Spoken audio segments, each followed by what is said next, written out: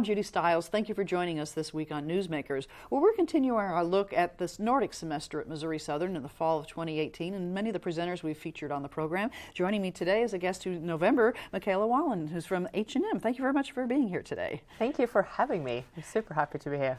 I know when you had found out, we were called over the summer saying we have this Nordic semester at Missouri Southern. What was your reaction to find out that a university like this is spending a whole semester looking at Nordic countries? I was firstly surprised that we had that much content to come out of the Nordic countries to have a full semester based on it.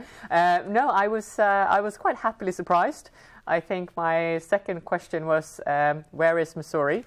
I've only been in the States for 4 years, so I haven't really got the full scope yet. Right. But then it kind of made sense, obviously, with the history of the area and that there's also a lot of people has connection to Nordic countries. So no, I was super excited and I hope that I could contribute in a good way. Great. Of course, you came here to Missouri Southern specifically to talk about H&M, major company, but also share some of your Swedish background and culture of Sweden as well. So. Yes, and that was also hard because as a Swede, generally, you don't like to take center stage.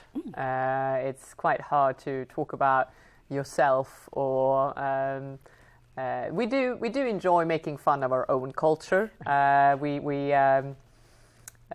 We realize it is quite out there compared to a lot of other cultures, in the sense that it is not so out there, maybe, that we are so somewhat restrained. No, I've really enjoyed it. It's been great, and the audience has had phenomenal questions, and yeah, I thoroughly enjoyed it. Great. Well, I know when the planning was underway for the semester, when talking to students and so forth, we'd ask, what do you think of when you think of Sweden and Norway and those different countries? And some of the things they mentioned were companies. Oh, we think of IKEA and H&M and Volvo cars and so forth. So that type of business connection, people don't realize sometimes you have a tremendous business connection with the United States. Definitely, and I think what people probably don't realize is, those are all our old companies. Not everyone knows that H&M is Swedish. IKEA is very good at market themselves as Swedish, as well as Volvo. They're definitely branding themselves as a Swedish company. H&M has a more local approach. They want the brand to be locally adaptable and of course still be true to its values. But it's interesting that a lot of companies where we utilize daily today, like Spotify, Skype, so SoundCloud, they're all Swedish as well. And I think people are surprised that so much innovation is coming out of a small country like Sweden. Right. Of course, working with H&M, I guess we need to explain to people your position and what you do for the company. You say you've been in the United States for 4 years. Yes, so I've been working as a business controller within the company. Controlling in H&M is a bit different from controlling generally in the US. You work more like an internal consultant supporting with analytics, and also somewhat supporting with management training. Basically, you try to make whatever unit you're in as profitable as possible, and that's very much based upon our values as the base. You don't make a company as profitable as possible at any means. You have to look at the long-term impact, of course, but it is very much also supporting what is H&M and how do we integrate the culture in such a rapidly expanding market as the US is for us, which is the challenge, but it's a lot of fun. And people don't realize that H&M has been around for quite a while. Yes, just not within these borders. I think we opened the first store here was back in 2001, but we didn't expand that much until 2011, and now we've opened another 400 stores.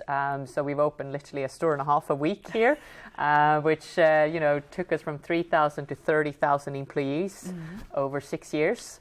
And there's a lot of challenges that comes with it, but it's also a lot of fun to be with a company who has that enormous growth. And of course, the international aspect as well. We're sitting in the United States, the middle of the United States. People think, yes, we have a store at the mall, but they don't realize the scope of how big you are internationally. Exactly. And I mean, Sweden and H&M in relationship to Sweden, it's basically the convenience store around the corner. There's an H&M on every single corner. And both in Sweden and Europe, we've been for 30, 40, 50 years now. We were founded in 1947 in Sweden.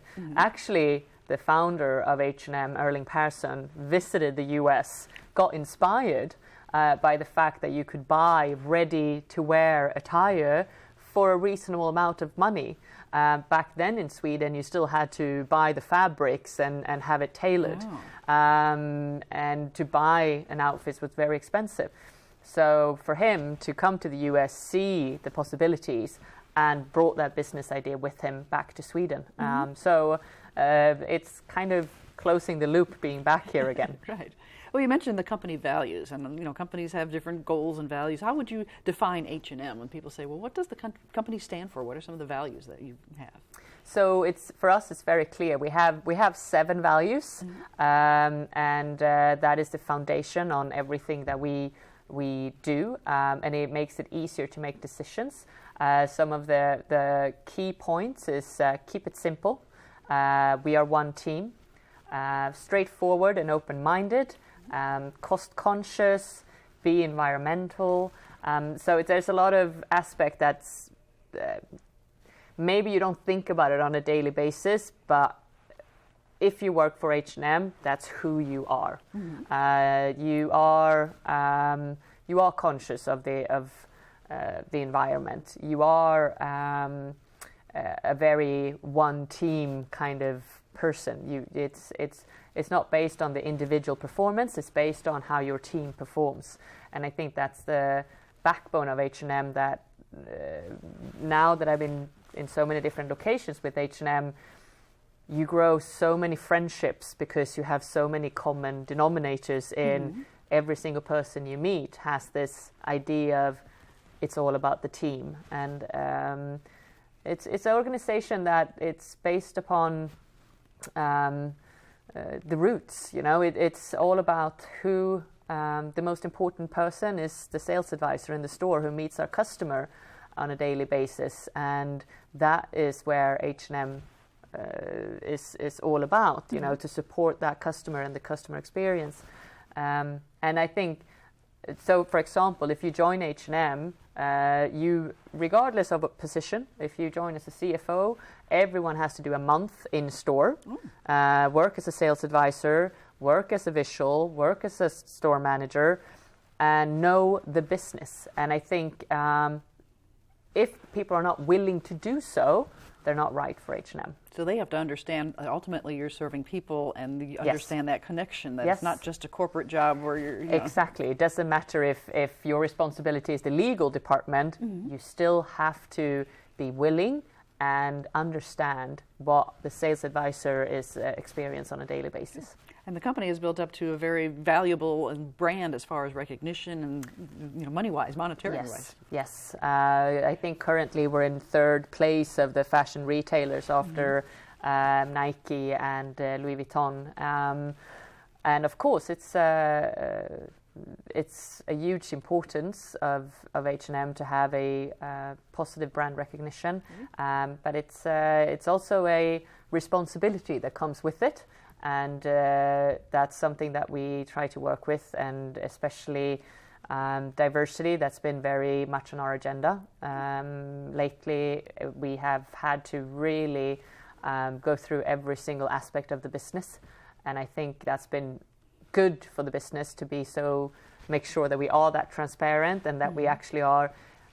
I think internally, everyone knows what H&M is about, but I don't think externally people understand really what H&M is about. So really that external communication is a key aspect of trying Absolutely. to, in addition to selling the clothing, you're selling the image of the stores and the exactly. business. And I think we haven't been good enough in having that communication with the customer. Now people might wonder, what does H&M stand for? It's 2 initials. It's a very straightforward question. It's funny. It's actually, it stands for Hennes and Mauritz. Hennes is hers. in Swedish. Right. And Mauritz is the German name Moritz.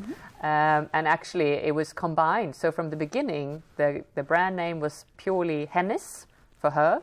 But then the owner or the founder of the company realized that he wanted to be available for men's wear as well. So he purchased actually I think it was a fishing and hunting wild game kind of store that was called Moritz. So he just combined both. But the name. So it's not a very exciting story, but that's basically where we are today with H&M. Great. Well, you mentioned earlier responsibility. I know sustainability is a word that I've heard described when people mention H&M, and that aspect of going beyond the making the money of a company, but your impact on the world. Yes, and this is a huge part of H&M, and this is where H&M wants to be leading the way, and 100% recyclable as soon as possible. Currently, we're looking at 100% of our garments should be either recyclable or sustainable material by 2030 already. We're currently at 35%, and it's a really, really tough goal with a short turnaround, but with a very clear strategic plan on how to get there. And I think fashion retail has to set up really hard goals soon, because the environment can't wait. The environment has been waiting long enough. Right. Those people who are watching might wonder, well, how do you recycle clothing, or how do you define we're going to reuse or tie that into the apparel? Which is an excellent question. So there's different aspects of how we recycle and reuse material. There's the biggest portion where we recycle the most is actually our recycling stations in the stores, which we've expanded it, so we have it in all 5,000 stores in the world. We're in 59 markets.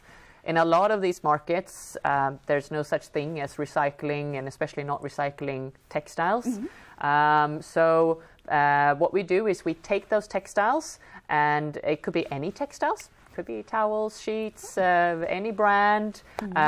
We just want to get it back into the textiles industry. So basically there's a couple of things that you do with that amount. Parts of it you separate it out because it can be worn again, and it goes to donations. So people who need clothing, that helps them out. Exactly, and that is the quickest and cleanest way of recycling an item, is to find a new owner for it. Right. Then we have items that are broken and torn or can't be reused again. Those items get transferred back on the shuttles that we send our garments on, because those shuttles are going back anyway. It's closing the loop. Going back, right? And a big portion of it is being utilized then, because the cotton fiber is often too short to utilize in garments. Right. This is where we are working very closely with the innovative companies that are now able to build an enzyme that can restructure the cotton fiber and can separate out cotton from polyester, because that's where it's a very complex way currently to do so. So currently 20% of our garments we can utilize in clothing again. The rest of the portion is being cut down into smaller fibers and utilized in like mattresses and car seats, and so it has a different purpose. So it has another, quote, life or purpose. It's just it may not be what we're familiar with. No, exactly. Right. Yeah. So trying to lead the way, as far as you mentioned, the fashion industry and taking this approach. That but it's positive, because the fashion industry, I think everyone realizes today that you can't be the person who are not considerate of the impact that we have on the environment, even though we might have more and less engagement from governments. I think the global corporates today realize that they need to take the responsibility. They need to be on the forefront. So I shouldn't say that H&M is alone in this at all. There's a lot of other companies that are also taking initiatives, but H&M is very much in the forefront in finding innovations and being as aggressive on it and setting as aggressive goals as H&M is. As a corporation, as a company, leading that way. Does this tie into Swedish culture as well? That that you come from a country where you have valued the environment, you have the beautiful countryside. That kind of back to the early days of the heritage. I would definitely say so. It's there's this wording, keep calm, and I think in Sweden someone were making fun because the Swedish verbiage would be keep calm and recycle. Growing up, like recycling is just such a big part of your life. Generally every Saturday you bring your newspapers, your milk cartons, and you bring it to the recycling station and you separate it all out, and the glass bottles goes here and the metal goes there, and I would say very, very few people in Sweden has ever been never introduced to recycling. Right. It's part what of we the do. life. Yeah, very much so. Right. Well, while you were here at Missouri Southern, you also discussed a little bit of Swedish culture as well. Yes. And I know one of your presentations talked about being happy and just kind of maybe the general approach to life for many people. Yeah. And I had a session on be happy, be lagom, and lagom is a Swedish word. And it doesn't really translate into English, but it's loosely you can say it's not too much, not too little. It's the perfect amount. And the history of it is that it comes from actually it dates back just as long as like before the 15th century, where the food supplies were supposed to be enough for the entire family or village. So they introduced the idea of making sure that, don't overdo it, don't take too much, make sure that everyone gets sufficient amount of supply, and that is just good enough. So we talked a lot about the difference of lagom, but also perfection, and I think the difference, because lagom could be perfect, it's just the perfect amount. It's generally in consideration with food, but it's also very much a mindset that you make sure that the group is happy before you're happy yourself. That doesn't mean that you're unhappy. It's just that it pleases you more to see that the group is fulfilled, and rather than you are at a perfect state. It sounds like a lot of perhaps maybe family values. I can think of a grandmother, for instance. We're having a dinner. Is everyone happy? Exactly. No, exactly. And I think it's funny because a lot of Swedes think that we don't have a family approach, that we are very much dependent on society to take care of the elderly and our children and so forth. And we don't have the Southern Europe kind of family, that extended family, everybody working together. Exactly. Right. It's smaller families, and it's generally not as engaged around the family. But I do think we have that group think, and that's embedded in us. And it's for me personally, I don't think it has to take away from your own performance. Right. It's just that you're a little bit more aware of how people are around you, and how your performance might impact others. And I made this example of crossing that finish line is not really the same if there's no audience. You want to have that group of it makes a difference if you have someone applauding next to the finish line. It brings that extra to it, and I think that for me is the difference of lagom and striving for perfection. Right, you have that interaction. Now, another term that you utilized was fika. Yes. So people, if they read your information and said, "Well, tell me about fika. What do we mean?" Oh, fika is super important. It's just it's. Put it very simple, it's both a noun and a verb. The noun is basically a cup of coffee with a sweet treat. Right. Generally coffee. Swedes drinks enormous amount of coffee.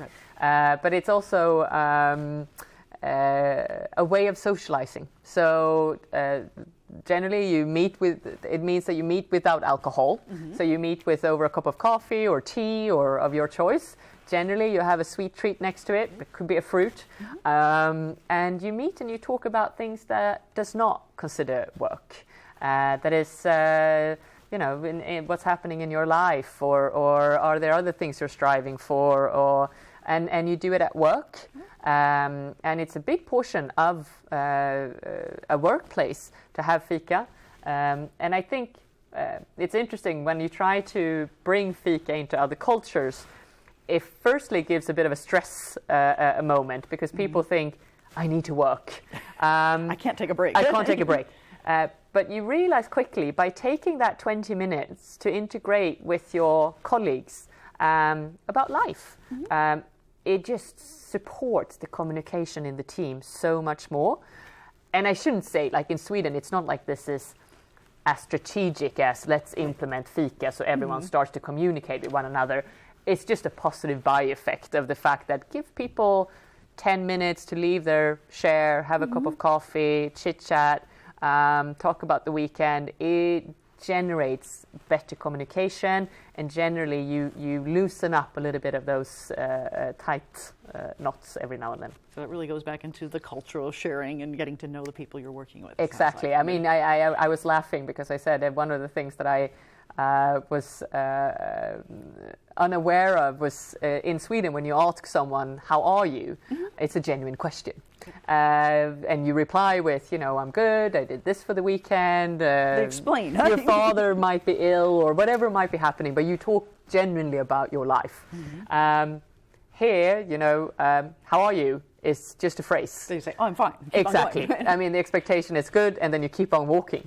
And that's quite funny how different the cultures are. And then I said, in Sweden, if you're not interested in actually knowing how people are, you would just say hello or good morning. It wouldn't be that, you wouldn't throw out the question if you're not interested in the actual reply. Tying that together.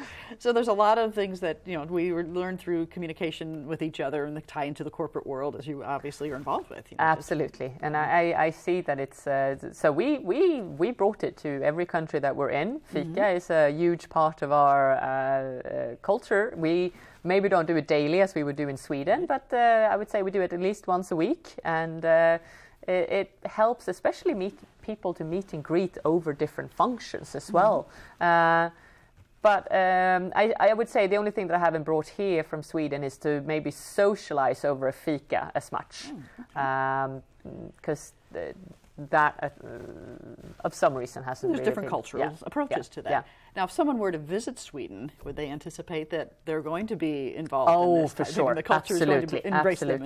If you're introduced to someone's house, or of course, if they invite you for dinner, then it's dinner. But if you're invited to someone's house anytime midday or anytime after breakfast, actually, there will be fika for sure. And there will be coffee or tea or either a sandwich or homemade goods, for sure. So it's part of their life and part of their sharing and tying that together. Very much so. And it sounds like that through the business communications that you probably make some long-term contacts with people. Even though it's a business world and people move on to different jobs, you've established that human relationship with people. Absolutely. And I think that's the best part. So many friends that you met throughout the time that. And even if it's been short time and short rotations, there's been, I mean, those are all my friends now, and they will be for the coming time. Well, I know you've shared a lot at Missouri Southern, but one aspect that people didn't realize is your athletic side of interests as well. I understand the Ironman, and I just wanted to ask this question because people think, well, they're business people, they work in the office, they go out in the community, but everybody has a personal side, and that's absolutely. And my personal side takes quite a lot of time every now and then. Now it's off season, so now you can enjoy a little bit more downtime. But I find having that goal outside of work is super important.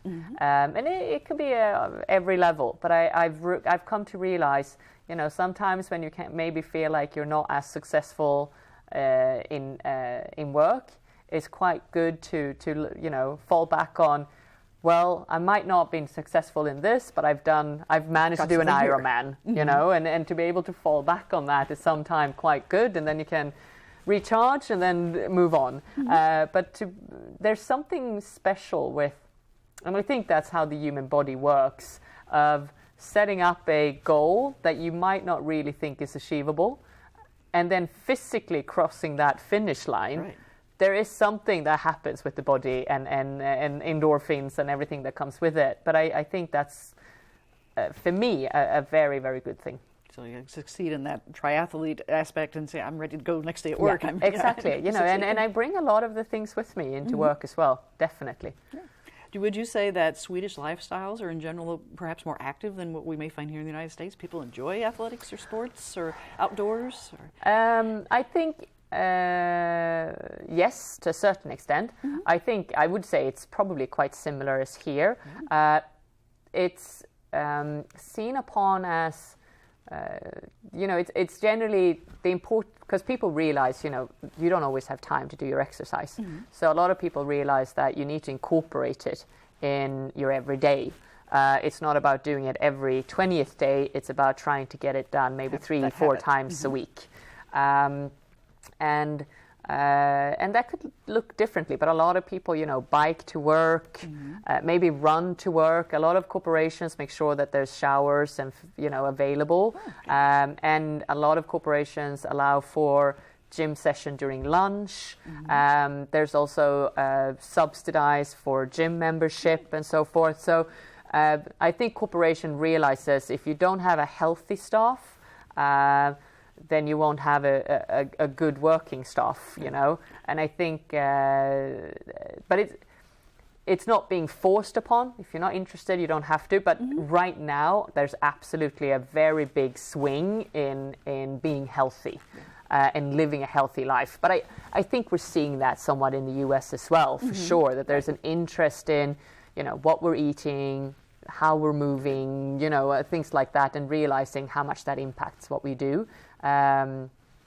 So yeah, is it extreme in Sweden? I wouldn't say across the country. It's just like here in the biggest cities, for sure. Right, and of course there's a lot more that we could talk about in Sweden itself. If someone were to ask you, why should I visit Sweden, what would you say to one of our viewers? I would say because of the nature, you should visit Sweden.